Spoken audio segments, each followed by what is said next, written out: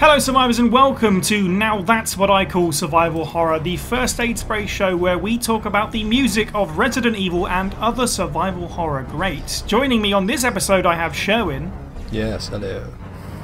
And we're going to go not on the completely off-beaten path, we're staying quite close to Resident Evil with this episode. We're staying with Capcom.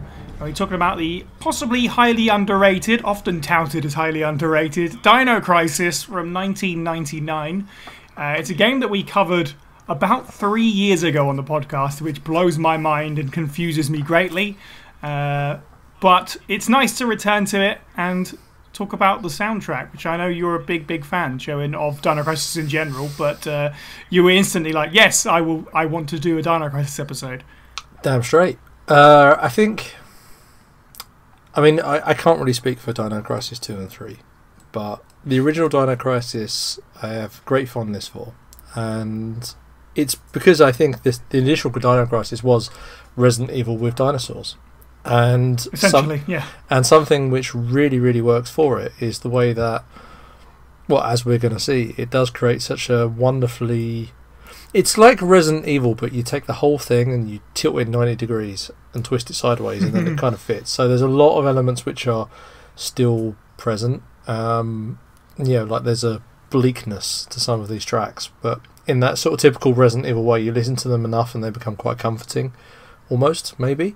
But at the same time, the way they approach things is different to how Resident Evil would do so.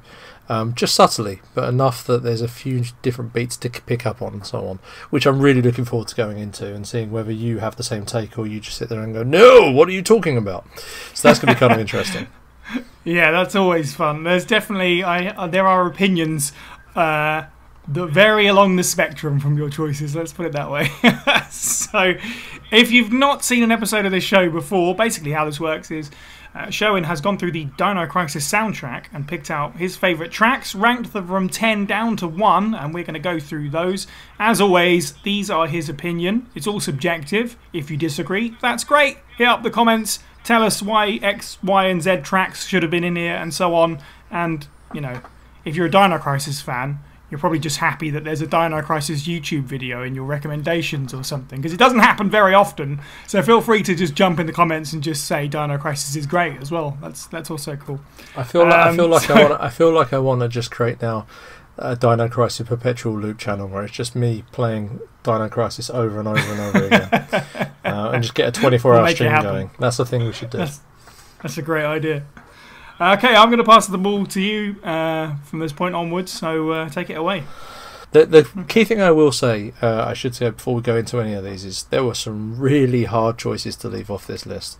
I am very interested, especially in hearing your take, Si, on terms of which tracks you feel could have made it, and obviously definitely everybody else who's listening to this, and then let us know, because it was a tough thing to break some of these down and say, they can only be 10 in the top 10.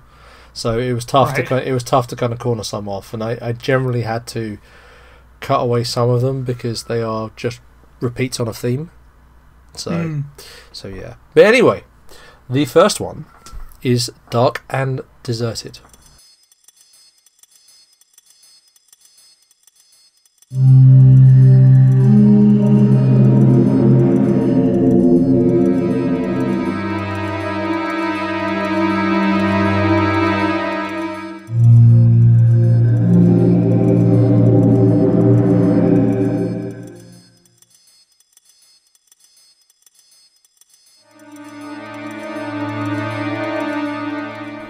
So, obviously I picked this one because it sounds like Final Fantasy VIII.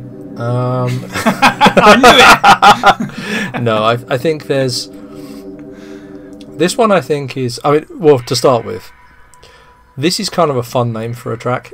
However, we are very quickly going to work out that actually these tracks are just very on the nose when it comes to how they are named. They are purely perfunctory named. So in a good way though, not like when we talked about Resident Evil 0 and they're all named like Trading Facility 7. Like not necessarily that, but they are literally named after the thing that you are doing in the game, or quotes from the game. So there we are. But anyway, back to this. I think So a couple of points before we go too far into what this is. One of the best things I think that the Dino Crisis soundtrack does and it carries on throughout all of the bits of samples there are, is it has a heartbeat. All of these tracks have a heartbeat, which is something where, and it's never as simple as budum budum. It varies it around, but all of them have a central kind of beat which represents, which kind of is a unified thing. And when it wants to get crazy, it will mix that up and do insane things with the soundtrack to the point where you really can't keep track of anything, and it feels like adrenaline is just hitting you. And then others, it will be a bit more measured, or it'll be a bit slower, or whatever else. And it does it with different instrumentation, different ways. But there's always this something that you can latch onto, no matter how crazy the actual soundtrack can become, because it will absolutely will do. We'll get there in a little bit. But anyway, Dark and Deserted. Why do I like this track? I think Dark and Deserted is, I mean, right from the start, where you have those kind of, there's lots of environmental instrumentation in this, in the sense that they use small samples or small bits of instrumentation or whatever else to create atmospheric effects. This one, you've got the little electrical sparks in the background that sound like there's severed cables nearby, that sort of stuff, you know, like sort of ticking away, and that kind of forms a bit of what your heartbeat is. You know, then you've got kind of that synth sort of sound that sounds like you've got an empty tunnel or just with air flowing, sort of wafting through it or whatever else. And as you get a little bit deeper in, you've got rattles, you've got echoes of something falling down, and then a sort of subtle kind of out there drifting along or whatever else. There's it's stuff like that that really helps you build the atmosphere, really helps you build the idea of, you know, I am underground and this is not safe. Like, there's something else in the facility with me. It's that kind of creeping around idea, and that's really aided by the sinister undertone that goes through this whole track, all the way building up to a very hard, almost Resident Evil basement kind of hum at the end. Really, I mean, this is probably one of the more Resident Evil tracks I could have picked off of this. But I don't know. For me, this is quite a nice starting point for what we're going to see, because it is something where it feels very, it's very atmospheric. It's got that beat, but in a more measured and relaxed way, which is nice because you're kind of exploring during this segment of the game and not having to worry about too many things jumping out to kill you. But at the same time, there's this sense that's building, that's happening in the background. Don't get too comfortable. Yeah, I certainly agree with this being a great place to jump on for this conversation in general about the soundtrack, and also, as what you were saying, it's certainly the most Resident Evil feeling one out of the things that we're going to talk about, so it's kind of like bridging that gap a little bit. And yeah, it's, I know we talked about this kind of thing a lot, but it really does sort of show what you could get out of the PlayStation at the time. The difference that jump to 3D was for everything, including music. This is a great summation of all that.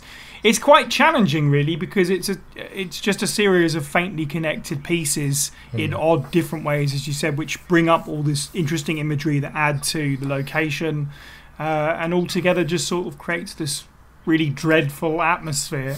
You've got that. To me, it was almost like a hi-hat sort of jingle, which had a bit of a mystery, conspiratorial element to it. The strings that kind of rise and fall, there's some pain in them, and then you've got those hollow synths that kind of swallow everything else up, and they're all completely detached and just doing their own thing. And that's what I love about this kind of era of horror music. So really, for me, all this comes down to is just a great example of the sound of survival horror. Yeah, I think that's fair. I think, just to tack onto this, I know we talked about this before, this is an era of games where everything was almost there. Like, in terms of, for the first time, graphics stepped up a significant amount, but you started feeling, they started being much more evocative of like a larger world, but they weren't quite there where you could be completely pulled in, because ultimately some things still did look like a collection of cardboard boxes being animated.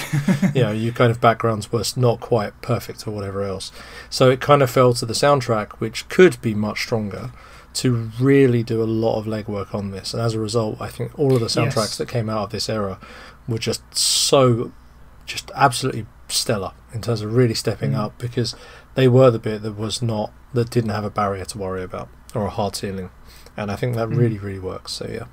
So the next one is Where's the Survivor?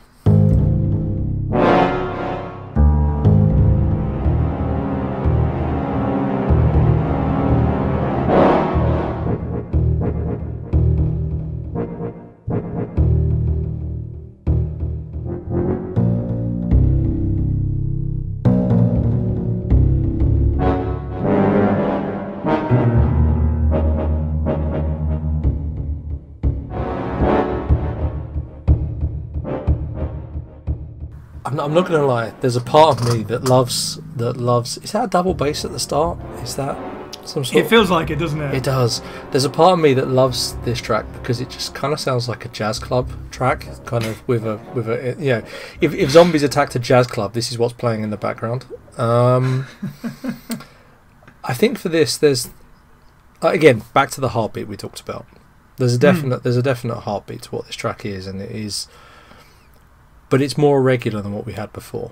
It is something that doesn't ever let you settle. Like, again, this is another area where you are walking around and exploring and looking for whatever's going to happen, and you're kind of going around. But at the same time, there's this palpable sense of danger going along as well, and that's really handled by this irregular heartbeat kind of motif that kind of plays over at the top, and not doesn't let you settle, doesn't let you fall into a rhythm that you can kind of really relax into at all. It constantly keeps you on edge, and I think that's perfect for what it is. There's an inquisitive kind of tone to the way that the actual music works in terms of how it works. There is this sense of exploration or this sense of investigation, but at the same time never quite lets you really forget you're in a facility surrounded by dinosaurs. You're probably dead man walking, and I think that's a key thing.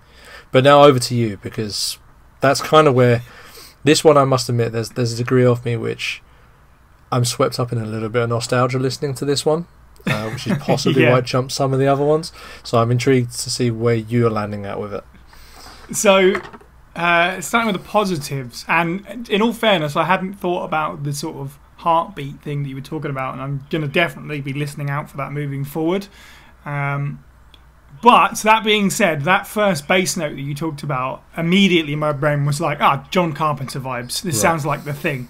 And if you haven't listened to the podcast that we did on The Thing, we talked about the music of that, which it feels like it's deliberately kind of placed around a heartbeat kind of idea throughout the music that kind of changes throughout the track, almost like the human and the thing are congealing, if you like, for lack of a better term. So it's got that, certainly, and I really like the beginning of it. And if anything, nothing else, it's certainly unpredictable. But the choice of instrumentation here really rubs me the wrong way, because like it almost has airs of, and I feel really awful for saying this, but it reminds me of the Resident Evil Director's Cut DualShock soundtrack. Amazing. It reminds me a little bit of the clown farting mansion basement, unfortunately, because it's on a trombone, sort of the main part of this track, and it sort of feels like someone standing on the stage in your jazz club, kind of looking over at his band, trying to figure out when he's meant to come in, because it's like all these half trombone notes that are just going off everywhere for no rhyme and reason. I don't know, it kind of stood out as kind of comical to me more than actually threatening, and maybe that's, with time it's come that way, and maybe it would have been scary, maybe it's more scary in context. But this one certainly didn't necessarily land with me. I know Steve will appreciate this, because I believe it only appears if you pick to side with Rick and go on his mission, and he loves the tracks where you only get to hear them if you do certain things. There you go. But so he might rate this, but it didn't really do a whole lot for me. Well, that's fine. I mean, again, so much of this, to be fair, what you're summing up there is so much of the Dino Crisis soundtrack is a complete random. Yes. I've got no other way of describing it. It's all over the place. So the one thing we haven't said a lot is that also a lot of these tracks, much like Resident Evil 0, are quite short loops. So these are motifs that you are going to hear again and again and again. They will hammer their way into your consciousness. It's not quite as bad as the Pokemon battle music from Red Blue, which I can still hear when I close my eyes and go to sleep. But the point is that it sticks around, doesn't leave you quite so easily. So hopefully you aren't tormented in the same way. I think I'll be okay. Fair enough. Right, okay, so the next one is Located Main Generator.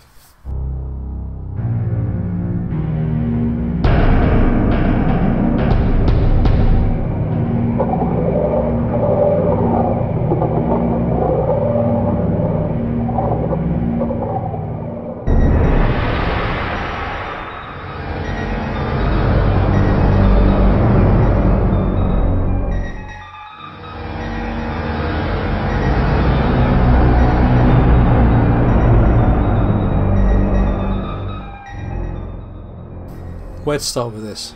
Like, this is an awesome track.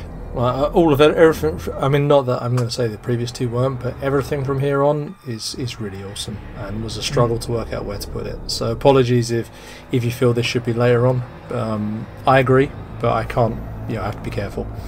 So I think right from the so it's worth pointing out that one of the things that I landed at with this track and why it feels so strong to me is this really is a track where this comes very late in the game for those of you who don't remember, and at that point you're in an underground facility where the fact that you've had to unlock certain security doors and that sort of stuff means that the dinosaurs haven't got in there at all, and you are walking through an area where there are no enemies.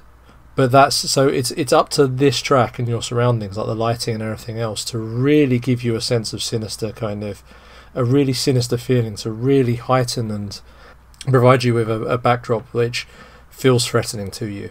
Like something could happen, like maybe another creature has followed you in after all, or actually there's another way where they've smashed open a hole in a wall or a fence or something and so managed to find their way down here.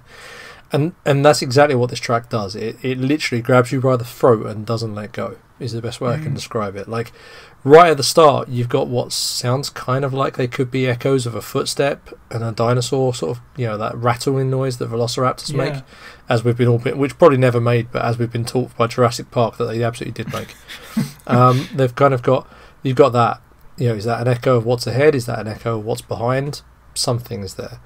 And then at the same time, you've also got back to the atmospheric, back to the environmental sound. You've kind of got this instrumentation that sounds like electrical data kind of spiraling through shattered machines or computer screens that aren't working anymore and they're just kind of malfunctioning. And you've kind of got that wash of static and kind of loose cabling, that sort of stuff.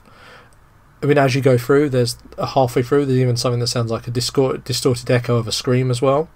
There's lots of things here where it's very, very suggestive of stuff, very, very suggestive of ideas and so on, which are just layering in your head. And if you're listening to it, you get really fearful. It's a really heavy, heavy atmosphere this casts, and makes you worry what's around the next corner. What is that I heard in the distance?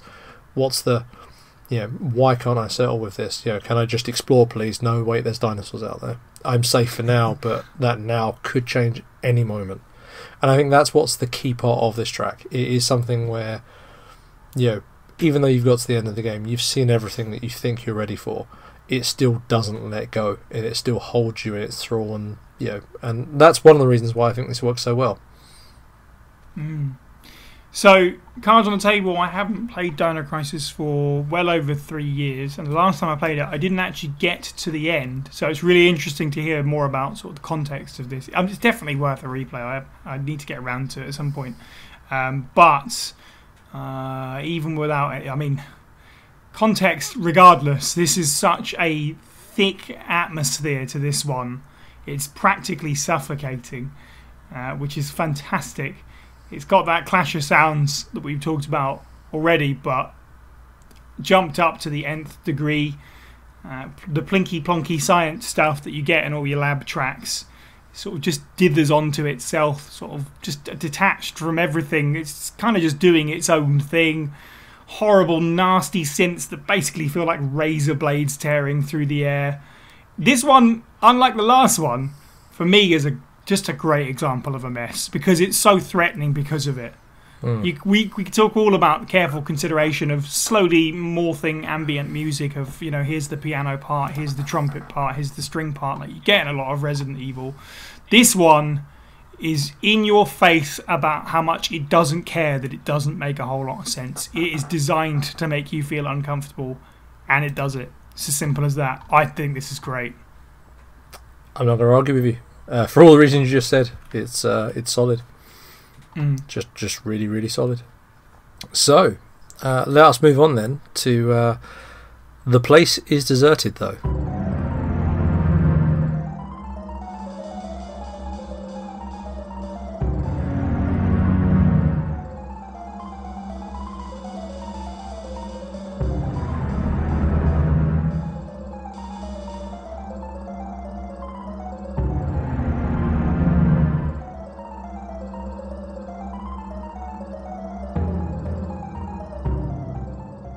So obviously this is number 6 Sorry, no, number 6 is a lie. It's number 7. Jumping up far too quickly. And this is obviously a relatively early game, so by comparison to the last track. So again, we've got the same thing, and this is probably the first time you see it. It's got that really very high tempo kind of.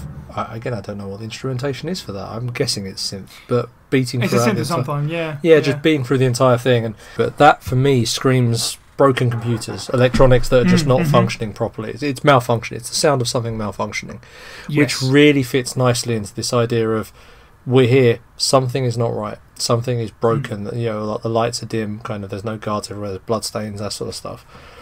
But what's key about this, rather than the previous track, is that there's an air of mystery to this more than there is like this overbearing horror feel. Like the heartbeat of the track is more regular. It builds, it absolutely does. There's this brass sound in the background that carefully stalks you, but because of the tone, it just feels safer all round. It's not a threatening tone. It's something where it's kind of there as a reminder, like something sinister is going on here. But again, it's still an investigative track.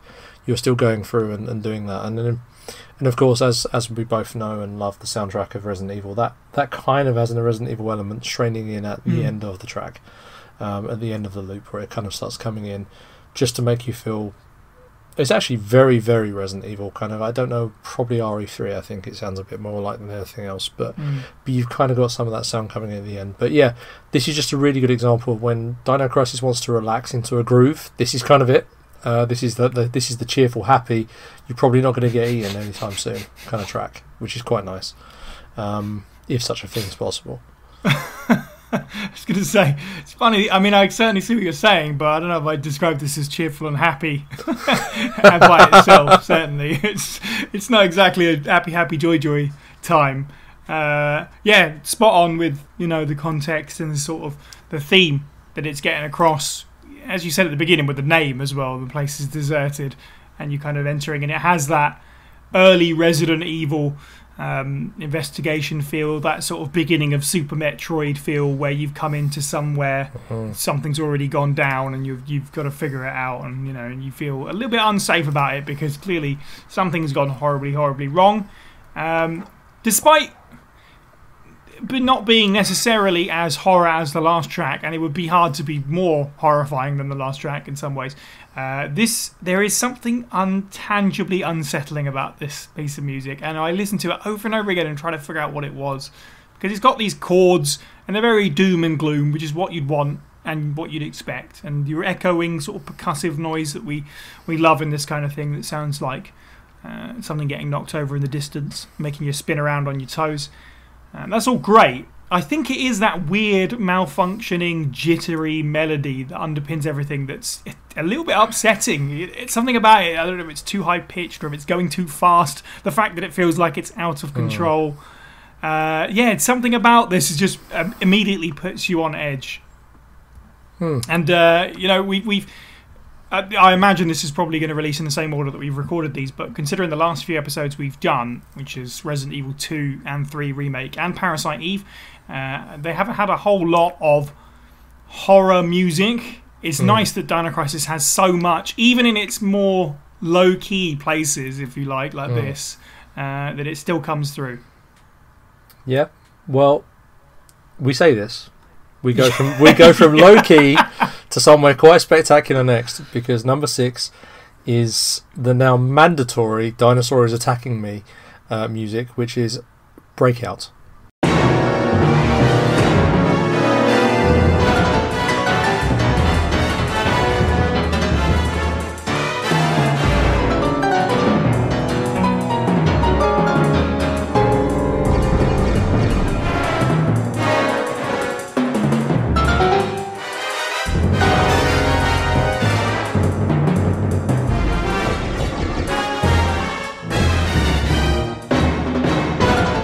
So I don't really know where to start with this.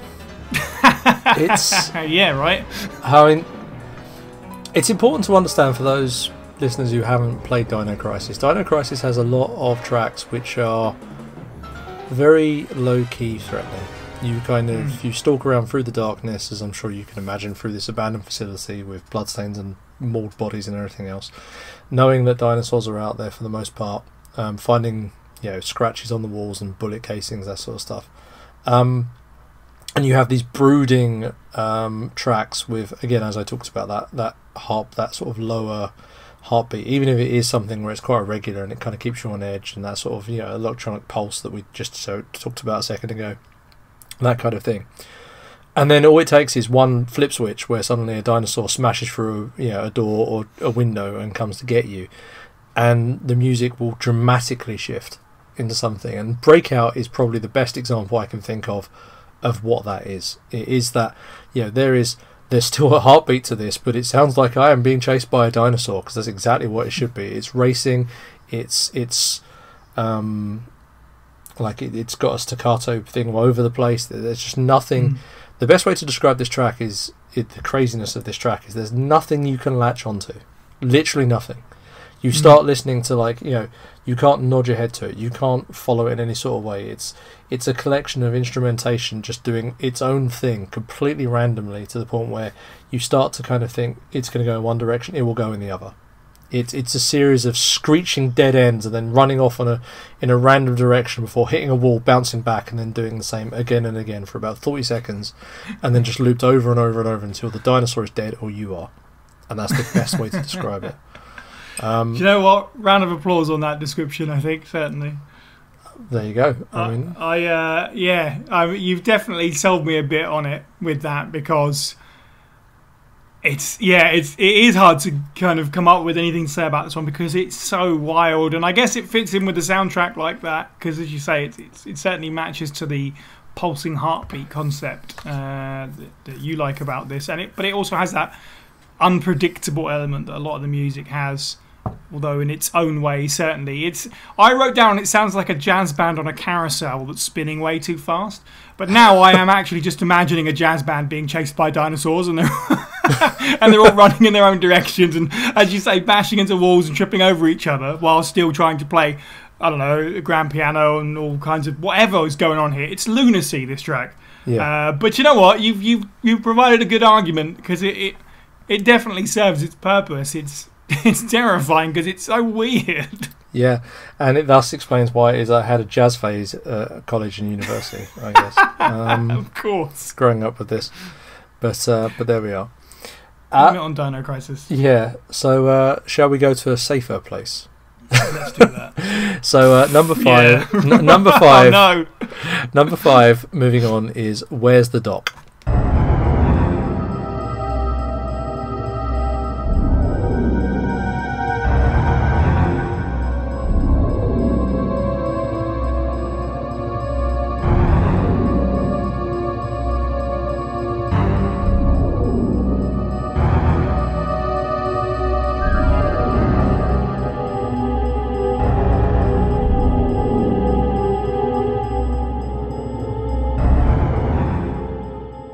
So this track is how to best describe it. Obviously, this is much calmer than what Breakout is.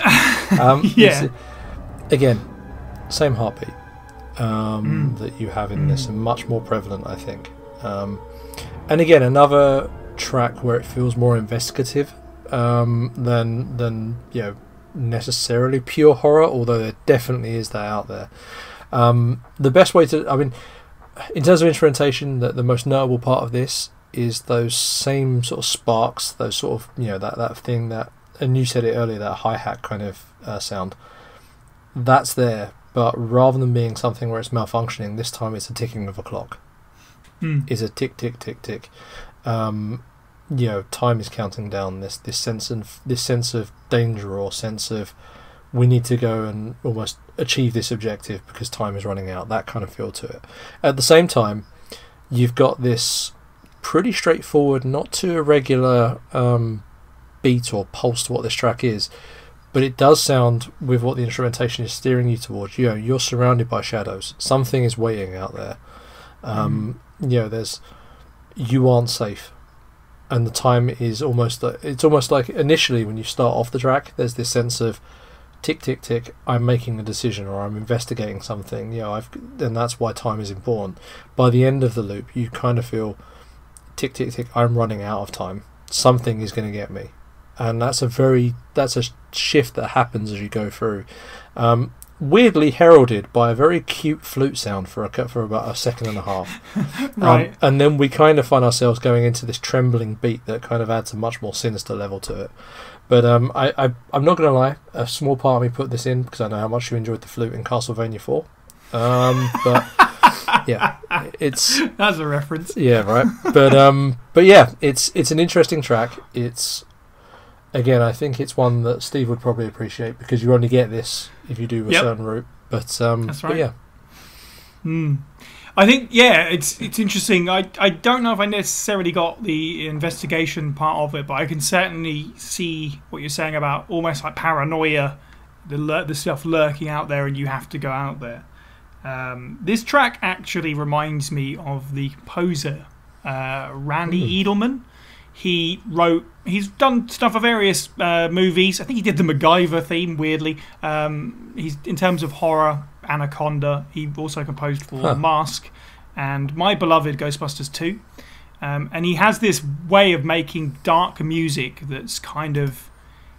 It sounds sick, like it sounds ill, but also fantastical. It's bizarre. His music often feels like it's breathing, and this has that. It feels nauseated, breathing up and down, and maybe that's part of that paranoia, that sick feeling you get when you've got to go and face something. This swirls in the most disgusting of ways. And I mentioned Ghostbusters 2 specifically because the story of that film is about a child, so he implements sort of lullabies into the sound of that soundtrack. And this has that element with that trill of flute, which is sort of like the air of the fantastic, which, just brilliantly clashes with everything and adds a little bit of nuance to what is otherwise the soundtrack to feeling disgusted. It's amazing. This is so good. Like... dark, dank, depressing, and awful, but it achieves what it sets out to do, like some of the other stuff, and super dark. Joe, there's two things that come out of this. One is me realising, yes, you are 100% correct. Diseased is the best way to describe this sound, this particular track. Secondly, I love this stuff. What does that say about me? I know, right? Yeah. I was listening to this is awful. I love it. Yeah, exactly, right. That's kind of, and that's really this soundtrack. You listen to it and you go, I am super into this. This is concerning. So, but there we are. All right. Well, moving on then to obviously a track that's going to be much more cheerful. Is Investigate the Underground.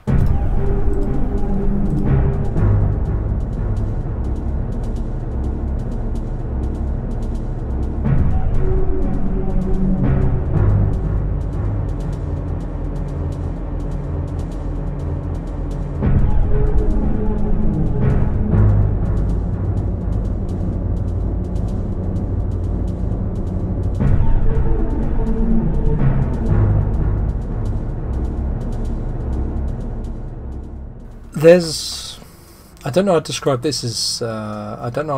this as diseased in the same way as previous. And I'm more than willing for you to tell me otherwise. But I will go back to the heartbeat many times, in the sense that if the previous one was that, this one is much slower and much more ponderous. This is a slow build track. It has a sense of openness, but also at the same time emptiness, like a void. It's just not quite there. You've got this swirling kind of sound that of slight echoes from the air ducts or wind. There's kind of like the tick in the background sounds almost militaristic. The sense that, hey, I'm on a mission somewhere, but it's almost this futileness to the whole track is kind of what it is. Like the whole thing is just really just this open void. Is the only way I've got to describe this sense that, which is weird because you're in the underground. Now I know in the actual game itself this track, if memory serves, happens when you're in the main chamber and moving around in very high ceilinged areas, but there is this sense that, okay, I'm almost, and I'm absolutely projecting from the game experience now, but this is something which perfectly encapsulates that idea of you're in this facility where ultimately it's a military facility that failed in its job to resist and to fight back. It lost that war, and as a result this is just the sort of, this, you're now just walking empty corridors.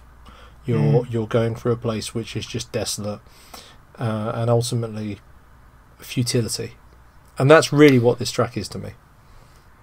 So this one is one of the cases where it's like doing so much with so little. It feels like a black haze of sound, which creates this, what I felt was a really sort of sinister soundscape. But futility is definitely a word for it, especially with the context that you're talking about there. I put down that this is hopelessly bleak, which is, about as futile as it gets, really. I don't really have a whole lot on this one. It's just, it works so well, and it's that kind of that non-music. It's not much to it. It's a few percussive hits and a couple of sustained notes, and it really wouldn't feel out of place in something like Silent Hill. And it's funny because in number 10 we talked about how that one was the closest to the Resident Evil sound. And this is something that feels so far removed from Resident Evil at this point, and all the better for it, sort of carving out its own identity. You could play this in a Resident Evil game; it probably would work, but it's a case where we hadn't heard anything quite like this from Capcom at the time, certainly. Yeah, I think so. Yeah, you're right. The most remarkable thing I think about this track is it fits so well to Resident Evil, to Dino Crisis, and departs it from Resident Evil, and that's the key thing. This is something where there are conceivable places you could see this, in a broken facility or something like that in Resident Evil, but not really, not in the grand scheme of things. I think this is something where it does feel very much made for Dino Crisis. There's not many other places I don't think you could actually put this and make it feel at home. So it's interesting you say Silent Hill, because we're going to get on something which I think is insanely Silent Hill in a little bit. But we'll see. But yeah. Anyway, following on from Investigate the Underground, track 3 is Lab in the Underground. So presumably we found what we were investigating it for. I guess so.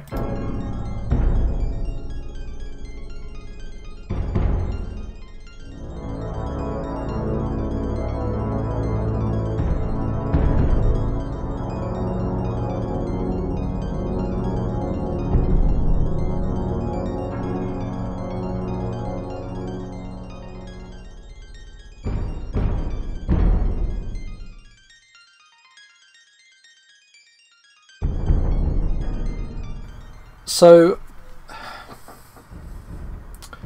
I'm going to use the new thing. I hadn't put this in my notes, but I actually, in its own way, I like what you said earlier about one of the other tracks, and I'm going to use so obviously you've got that kind of again, we've talked about it before, that broken electrics kind of sound, that kind of that rattle or tingle, whatever way you want to describe it at the start, that kind of very high pitched beat. I'm actually going to say that almost sounds sickly in this particular track, and that's not something I'd necessarily associated until you'd previously talked about that, but I really like that as a thought now. For me, one of the reasons, considering that futility, there's almost like a proud military drone to this that kind of sounds like a drawn out notes of like a last post or something like that. It's like this sort of failed bugle is the best way I've got to describe it. This is definitely this is a battleground where you lost, is the best way to describe this. The beat is slow, it's deliberate, it is irregular, but the beat is there, and it is slow, and it's not, and it's not necessarily threatening at this point. But then at the same time, there's also this slight bit in contrast to that where a discordant piano kind of suddenly sends you into this slightly uplifting structure to how the melody works at the end, which really throws you, and perhaps makes you feel a bit safer than what you should do. And then you've also got the echoes going on as well. This one's a bit more one of the chaotic tracks, and it's interesting because it's kind of hidden as an undertone to a track that is inherently either it's equal parts soothing after the normal stuff you've heard, because it's got a bit more of a regular structure, but at the same time very sinister, futile, but then somehow slightly uplifting. There's a lot going on here. And I think that's one of the... It's a difficult one to try and encapsulate a description. I think the music has to do its own words, and then everyone will work out what it is they want. Really what I'm seeing with this is its flexibility. This kind of makes you not really quite know how you feel about it when you land.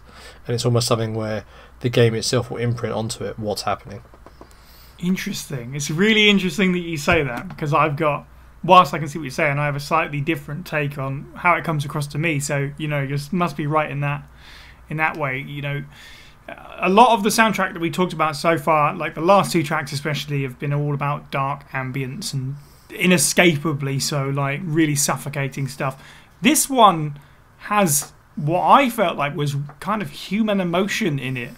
About 30 seconds in, there's sort of like this string piece, which is the closest thing to like a traditional melody that we've got so far. And inside of all the mass of music that's going on, that is telling you how unsafe everything is, this string piece almost feels like it's pleading with you to leave. It's not a warning of how unsafe it is. It's pleading with you. Go now, don't do what we did. Don't fail here like we have before, as you were kind of saying. And then it doesn't really resolve. It just kind of gets swallowed up by the rest of the music, which is so good. Like you mentioned, it has that sort of high-pitched sort of arpeggio thing going on, which, again, something about it is just very unsettling. Yeah, I like what you're doing there. And again, the slightly more creative part of my mind is saying, it's the ghosts of the echoes of the soldiers, like their death or whatever. Maybe so, yeah. And that's what I described as uplifting. You went with human, and I like that description for it. It does feel very much like it just cuts through for this briefest possible moment, and then it's gone again. So, yeah. So, these final 2, I went backwards and forwards on, in terms of which one I feel should be the top. And it is only because the one that landed in first is much more recognisable, and players will be much more familiar with that got it to the top. I should stress, because this for me is joint top of just the really fair. Good tracks. So yeah, and this number 2 / number 1 joint first is Underpass.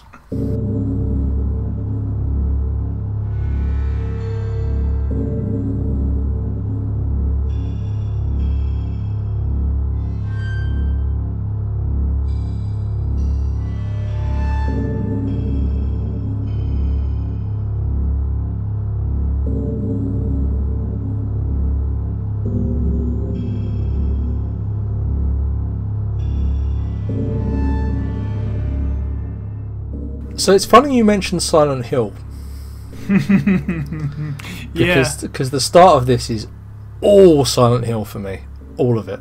Like, every moment of this is that. This is possibly it's definitely the most foreboding track on an album full of very, very foreboding, very nerve-wracking tracks.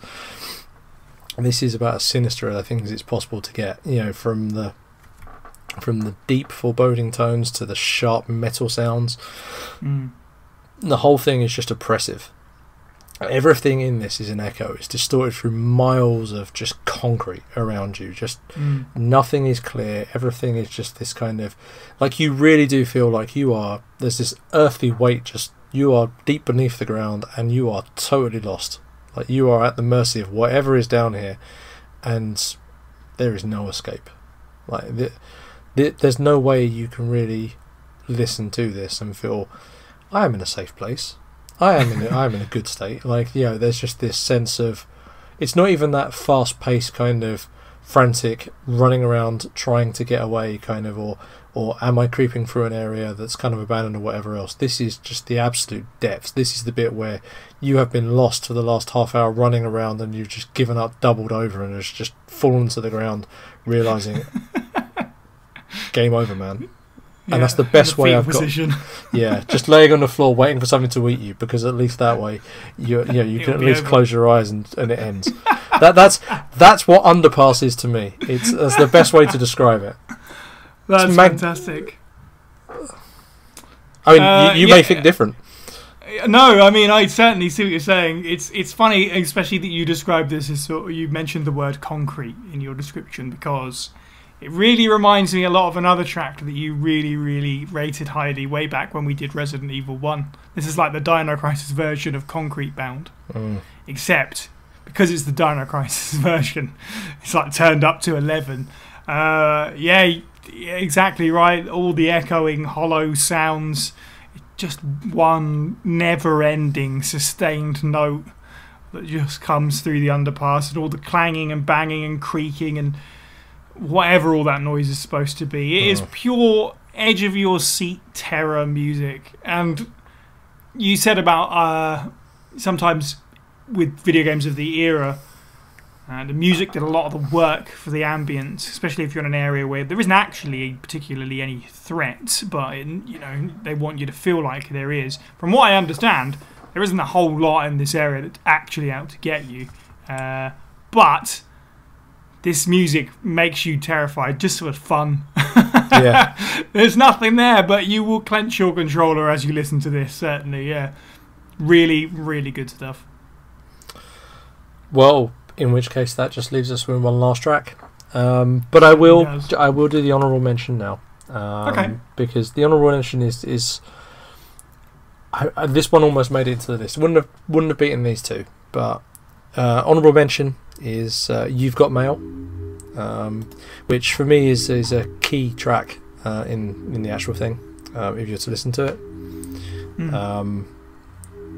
it's what everyone will know from the start of the game. Yeah. But yes. So yeah, I like it. It starts off sort of serene, and then you've got typical Dino Crisis fashion. Something just comes through and says, "No, move out of the way. It's scary time now." Yeah, which I love. Right, exactly. It's exactly it, and then sort of almost bleeds away to actually no, we're good, which is kind of weird. Yeah, so, yeah. So there we are. So yeah, so that's a thing. But so I almost put that in there, but then couldn't quite. But anyway, number one is Set You at Ease.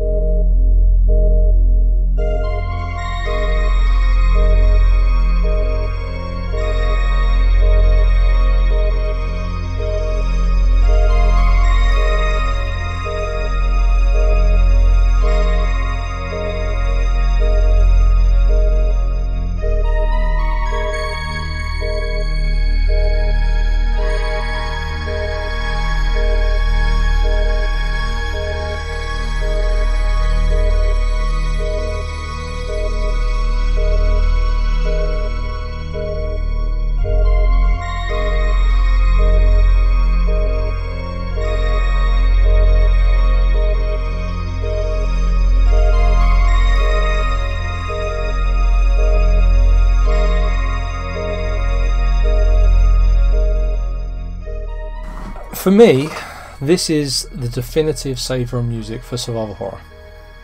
I am not a massive fan of save room themes. I mean, they're nice, and I think the original RE2 is probably the better one of the Resident Evil series. But this goes above and beyond that. It simultaneously makes, considering everything else that's going on, it really does make you feel much more comfortable, much more at home, much safer than everything else out there. It's welcoming, it's comforting, but at the same time, it's got that kind of alarm klaxon as its beat. And that's the thing, it doesn't let go of the fact that you are in a facility where something very bad happened, and even the comforting sounds coming through the rest of it, the sort of beat, that reassurance, is ultimately accompanied by, just this alarm going off. And yeah, I think that's probably the best way I can describe it. It doesn't feel jarring. It doesn't feel like you've suddenly gone from running around terrified to a safe place. When you find it's an oasis, you get there and it feels good. But at the same time, you just feel, I'm in a security office with a beacon going off saying something is bad somewhere else. And I think that's the best way to describe it. It just really, really works. It really fits in well. I feel like this had to be number one for several reasons. I mean, it's definitely the track that most people remember. I was pleasantly surprised to see a save room theme in number 1, because as you've said in previous episodes, save room themes, not necessarily your favourite thing, but I feel like it's perfectly placed after everything that we've listened to, and while you're playing the game, all this oppressive music. You really need a save room theme like this. You need this moment of relief. Not that the music isn't threatening, it is. You aren't really safe, but the first few notes really do make you go, oh, thank God. Right. Which is what you want, followed by, okay, what now? It's not heroic, but there's a little bit of hope to it. And yeah, as you said, the alarm bell, I like this beating heart thing that you kick things off with. We've arrived at kind of like a really interesting place with it, where even in the quote-unquote safest part of the game, it turns out to be something else entirely, this sinister reminder of things have gone horribly wrong here. It's not even something I would have even thought about, the piece of music, until now, thinking about it with a critical ear. You just kind of, it's part of the track. You don't think about it as being an alarm, and then you sit down and think about it, and it's like, oh, that's actually really interesting and really clever, really well put together. Yeah, I always thought this was a really great save room theme, and I appreciate it even more now that we've talked through all the bleakest parts of the soundtrack to kind of arrive here. Yeah, super good.